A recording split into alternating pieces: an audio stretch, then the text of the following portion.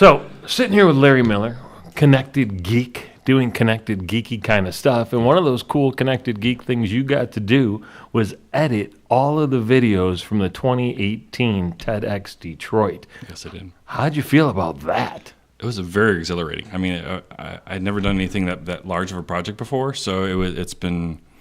I learned so much, not only about a lot of the TED Talks, but also just something about me when I was trying to learn the application, all kinds of things about the environment of Adobe, which is a grand program which I was using to do all the editing. And did you do any After Effects cool stuff like that? No, or it was just taking basically the raw video and then putting some before stuff and after stuff, and a little bit of gain when it comes to the sound, and chopping up the video was a fun thing to do, because when Roop Raj, who was one of the very first ones that did it, he walks out on stage, and you had to make sure that when he walks out on stage, he's instantly talking, and you want to engage the audience when they start listening and watching the video, right? So that kind of thing you have to pay attention to, and then there's some nuances when you want to make sure that when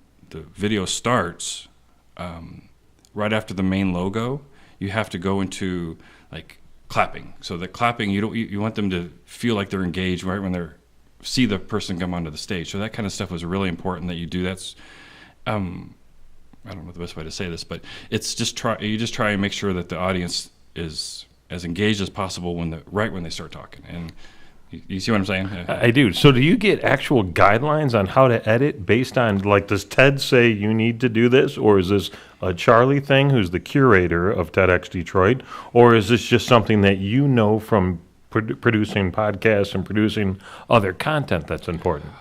So there are some TEDx guidelines. Okay. And those things are all you got to make sure the TED name is represented properly, and you can't do it upside down or have spinners, nothing like that. Yeah. And you have to make sure the X is predominant as possible, so it's separate, because those are the kind of rules you have to follow. Basically, everything else you have creative license for. That's cool. Then Charlie and I we worked together on what was ideal and what was the best way to do it.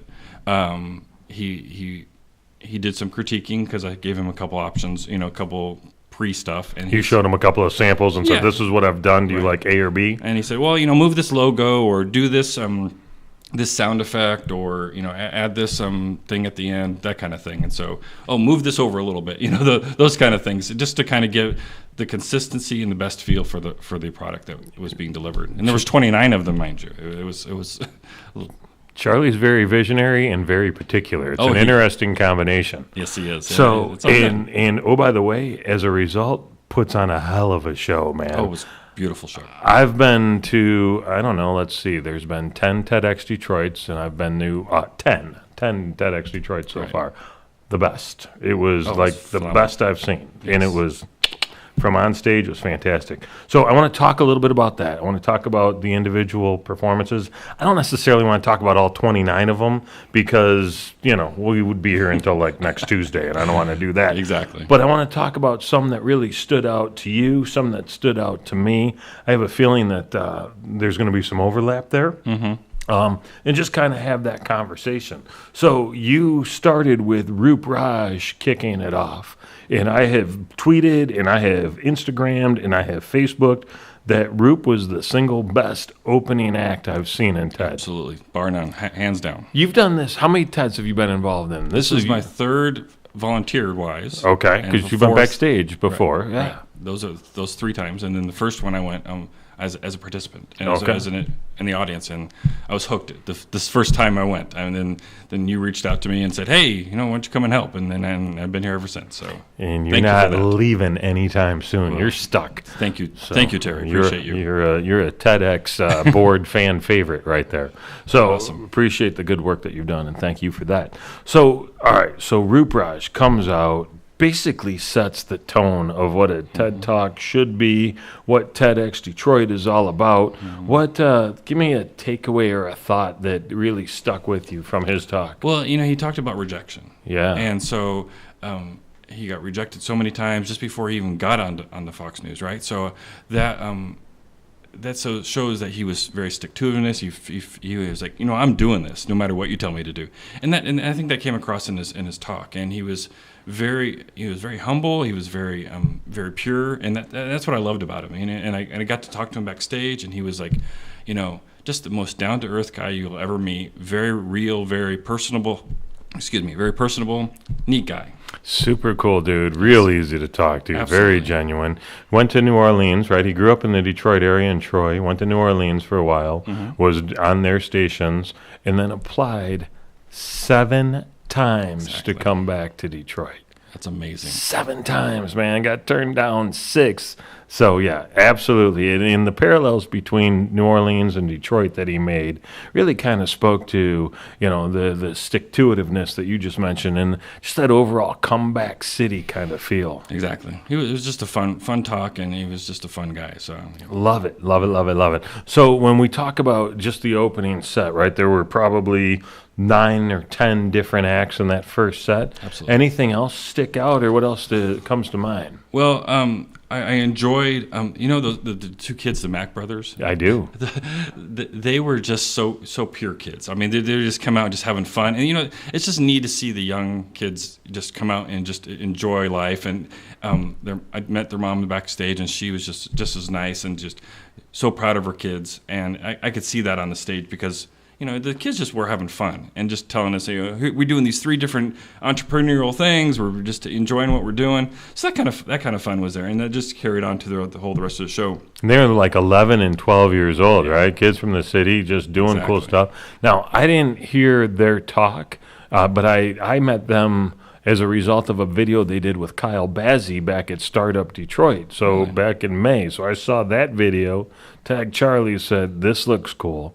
But they were talking about a couple of apps. Now, I didn't hear whether or not they discussed the apps they had built. They didn't go too deep into it, but they said that they were doing a lot of IT work, which of course speaks to you. Speaks to me quite well, right? So, but I thought, they're doing a lawn service, and just enjoying what they're doing and having support of their mom to make that happen. I think that was just a really... And hustling, man. Yeah, that's just 11 a lot to of fun. 12 years old. Another one that really I loved is I can't say her first name properly, but I'm going to try to say it, Michaela Norwood. Oh, gosh. She was just it was like a poem as well as, a kind of like rap at the same time. And it was just so neat to hear her just go on about Detroit and how wonderful it resonates with her. I think it was just a really wonderful speech. So I'll never forget her. I refer to her as the lady in red. You remember, Natalie, when we brought Michaela over to do a little interview? Man, that girl has so much energy. It's just so over the top. Fun, but still had that humility that we were talking about with Roop, right? Right. So it took herself seriously enough, but not so much that it was like, ew, right? Relax a little bit. Exactly. She was cool, man. Absolutely. She's blowing up all over the world, right? That's what we decided. She was going to be a big thing. We should. I know we recorded it. Yeah, she was a ton of fun. Absolutely. I don't know that we pronounced her name right either, but I think it is Michaela. Do we think it's Michaela? Yeah, I'm getting the nod from Natalie. Okay, cool. She's saying, I'm good with that too. Definitely. But if you read it and try and pronounce it, it's not the same thing. No, she says it one way, and everybody else just says it Michaela. But it's all good. She's great. So I mean, she's even if we butcher her name, she'll be cool with it. Is what you're saying? No, I don't know about that. She's cool, but I don't know if she's that cool. I will say that continue with the first group. Stuart McDonald, who won "Fool Us." He was phenomenal. Oh, Penn and Teller Fool Us? That's right. He was phenomenal. I got to see him backstage. I got to be part of his magic act, kind of, because it was neat to be able to see the magic behind the curtain, so to speak. And he was very appreciative that we made sure that we didn't show off his trick. And then I got to see him on stage, and then I got to just interact with him and his wife, and they're just neat folks. And it he's just really down to earth, which is what a lot of these people are. That come Seems to to be a theme, man. It Seems is. to be a theme. I got to find him, right. There was an APB out on Stewart Oh, was before there? he went Yeah. on stage, right when the show started. So I didn't get to actually see his act, but I got to hang out with him for a little bit. Yeah, they wanted to interview him on one of the TV channels. Yeah. And so it was. He just seemed like a cool dude, dapper too, man. Oh, very dapper. That was very like those were some cool duds he was wearing. That's like that's what stuck out for me. So true, so true. So going after the second set, I think Grace Shaw, bar none, with all that energy, is a force to be reckoned with. Dude, that is a ball of fire wrapped up in a sunshine, in a universe, in a never-ending. I don't even know. I've never seen anything like that. I'm a fairly high-energy person. You are. I look like I'm on Quaalude standing next to her, man. She came onto stage, and I had to. And speaking of the editing of that, so I had to literally. She literally bounced onto stage, right? So Like Tigger. yeah, exactly. So she had literally took 3 minutes almost before she even actually started talking. But I had to shorten it down without taking away her energy. Oh my gosh, it was one of the hardest ones I had to edit. But it was just so. I watched her a few times because it's just kind of making sure that everything flowed. But she was just amazing, and I talked to her afterwards, and I've talked to her since, and she's just still as on fire as ever. She's a neat lady. So. And what she's built is really cool, Oh my too, gosh, right? yes, that's saving children's lives is just Saving amazing. innocent little babies, right? She's got it's almost like a sleeping bag for infants that are premature. Right. And it was like, what a crazy cool idea. Obviously, they got to stay warm. They have a hard time regulating. Well, especially preemies like that, they have to. Yeah. So, I mean, her story was personal. Her solution was fabulous. And I seriously, I don't know how you ever wind that down to sleep. She was telling me, Matt Roush, who's over at Lawrence Tech Right. and a media guy and a great dude. So she says something about, he just loves my hugs. I'm like, I feel like I got ripped up. I didn't see any of these hugs. And the next day I saw her and she ran from 300 yards down the road and leaped 600 feet and flew through the air and then boom, ended up. It was like, okay, I see what you mean. Almost knocked me over. She weighs 17 pounds, but the almost tiniest knocked thing. me Yeah, over. yeah. Yeah. Nice. Fun chick, man. Awesome. There was actually two other acts that really stood out in my mind, and the part two, session two, was Alina Morris and Kate Biberdorf. Alina was great because she's 13 years old. Mm-hmm. Made this candy that's phenomenal. I don't know if you had any of it. I actually did last week. It was some of the best candy I've eaten, and it's a sucker. It's just a sucker. It's a Zolly Pop. but it's good stuff. Yeah. I mean, and it's not bad for you. It's just good. And Sugar-free, vegan, gluten-free, no Right. trans fats.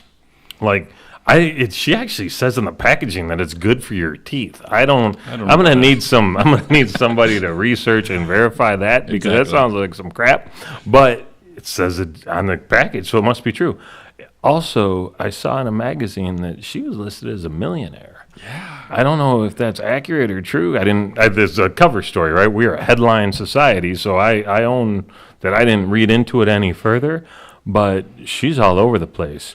We wanted to have her at TyCon just this past weekend, the first weekend of October, and she's like, gosh, I'm really sorry. I'd love to be there, but I have to go speak in France. Right. I'm too busy for TyCon in Detroit. I have to go to France now, so Yeah, I'll catch you on the other side. That was one of the first videos I had to edit because they needed to show it over there while she was in France. So I rushed real quick and got that one done real quick, got it out the door so they could show it over there. So it was really Janet and Charlie wanted it done right away. So I made sure that got done right quick, and boom, and they were happy. So It's fantastic because, France. yeah, I know. Come on, You know how many times I've spoken in France?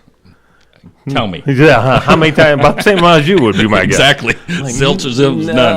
I don't even think I have any prospects for speaking in France. I'm so irritated. No, Exactly. That's so cool, man. Yeah. So, and then you mentioned Kate, who was my be still my beating heart. I didn't even know I was interested in STEM and all this science stuff.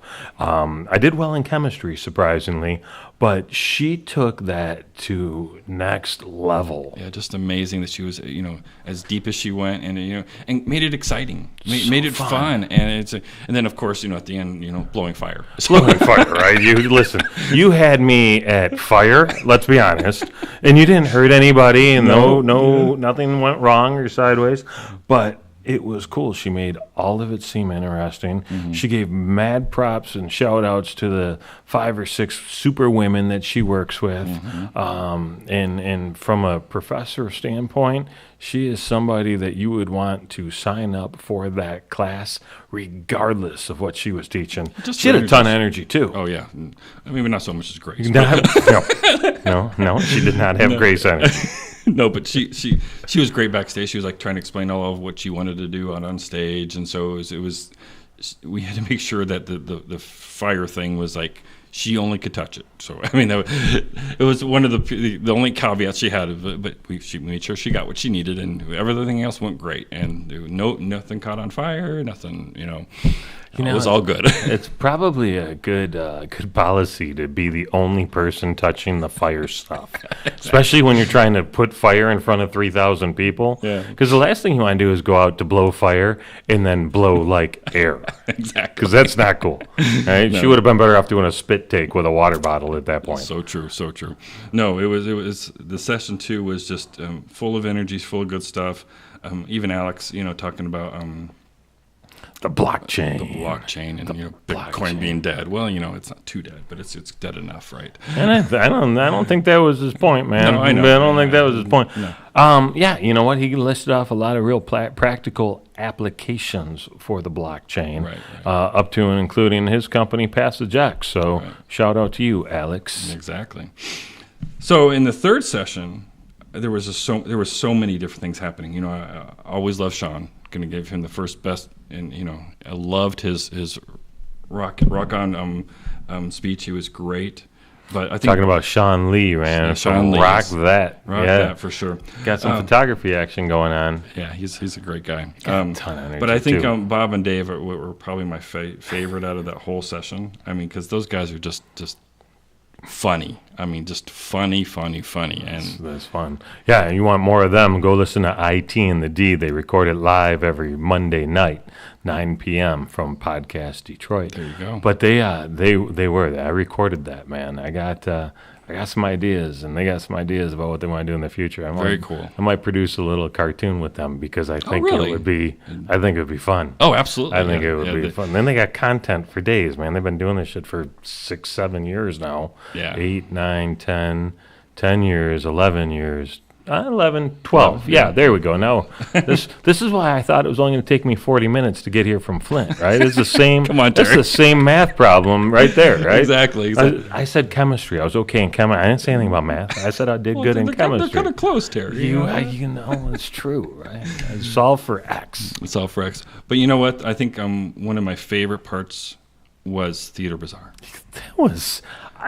That was the biggest pile of insanity I've ever seen on one stage. Mm. Like, to the extent where I'm actually thinking about going back to the Masonic Temple and checking that whole pile of weirdness out, because it was fascinating. It was, and I loved how they just kind of creeped onto the stage, and they just exploded with fun and fire, right? More fire, yeah. That was the most fiery TEDx I've ever seen. But the band, after they were done playing, it was just so upbeat, having fun. Where they're just enjoying playing the music, and it's good to see people enjoying playing some winds. I mean, it was just enjoyable. I'm a wind fan, so I mean, it's just good wholesome music. I mean, it was good. The music was great, yes. Right? Those guys had a good time. The fire show, the person on stilts, right, with the big hammer. I just, like, if you go back, and you probably saw this, if you go back and watch some of that video, man, there was at least 2 or 3 fires on the stage. I don't mean like fires where fire throwers were throwing fire. Yeah. I mean like where people were patting fire out that was on the ground. Oh, gracious. I didn't see that part. That? No, I didn't. But I did know there was that big triangle. Yeah. He had fire on every angle of it, and he was just spinning it around, and it was just amazing. It was just... How do you sign up for that gig? Like, hey, you know what? I'm going to practice this because this sounds fun. It's like doing the high dive for the first time, or that really big ski jump thing. Like, who says, this is cool. I want to do that, and I'm just going to go try. What? Exactly. Wait, what? No, I'm not trying that because that looks like I could die fairly quickly. No, but it was so much fun, and all the talent backstage, they were just very engaging, and they were having fun even backstage, interacting with everybody and themselves, and it was getting ready to go out on stage. It was just the energy was just so high.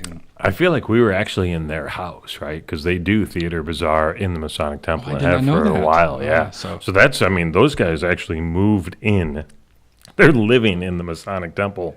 Some of the producers and John, the gentleman that actually is the ringleader of all of it, because it truly is a circus. Truly, right? Yes, he is the ringleader.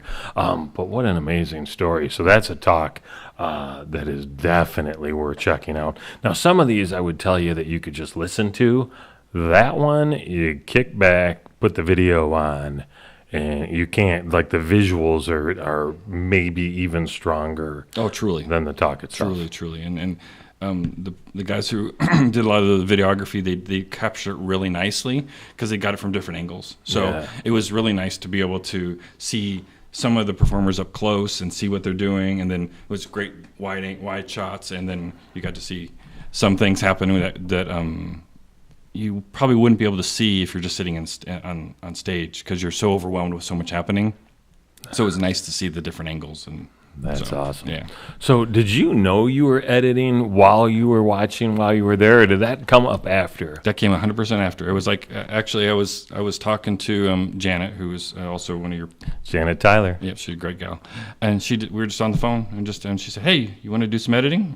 Okay. And then do now. And then I guess I got to do it. And so I went out and grabbed the hard drive and started working on it the next day. It was just so much fun. I mean, I can't tell you how, because it felt like I was part of it, something really, really important. Because it is something important. Because TED is so grand. I mean, if you say, oh yeah, I've done a TED Talk.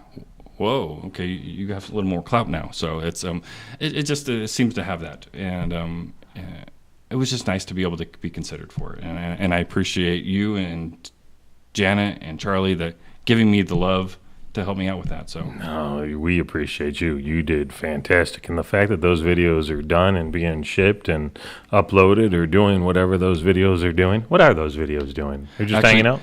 Charlie is actually reviewing them right now, okay. And he is going to tell me if there's any edits, and then probably within the next day or so, it'll be shipped off to the TED headquarters and TED HQ, and probably within the next week or so, they'll be available on YouTube. Magic. Well, I hope that the people that are listening to this will go and take part in some of those. And listen, we touched on maybe 9, 10 acts total out of the 29 that went on. So we didn't talk about any of the dancers, any of the singers. We talked about one of the spoken word poets and the magician, but there was a whole different festival thing going on. Oh, yeah. And another 12, 13 speakers as well. And all of them amazing. And they all brought something to the table. So it was a great show. I hope you enjoy the videos. And Larry, thank you so much for taking the time to do this with us, and more importantly, to do that for TEDx Detroit. Absolutely. Fantastic. Anytime. Connected Geek, where do people find you, man? ConnectedGeek.net, Larry Miller. ConnectedGeek.net. Keeping the world connected one geek at a time. Attaboy. Thank you very much, Larry Miller. Thank you.